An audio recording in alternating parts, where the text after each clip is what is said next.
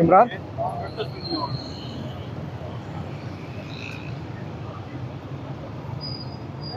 अस्सलाम वालेकुम, कैसे हैं आप? ठीक हैं?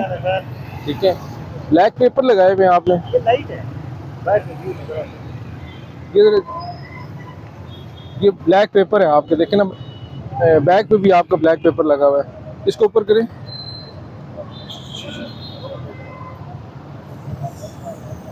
ये देखें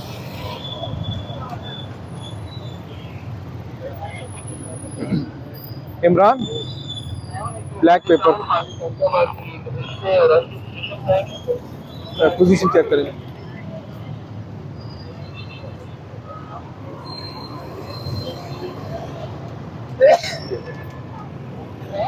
इससे लाइसेंस चेक करें।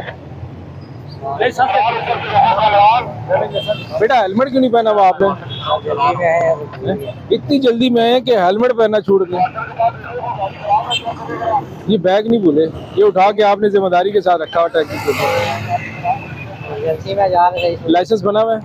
चेक करा दें। वो भी घर है, आईडी कार्ड है? मोबाइल भी घर है, आईडी कार्ड भी बना हुआ है। किधर है? चेक करें। ये किसका कलर कापी है? कलर कापी है।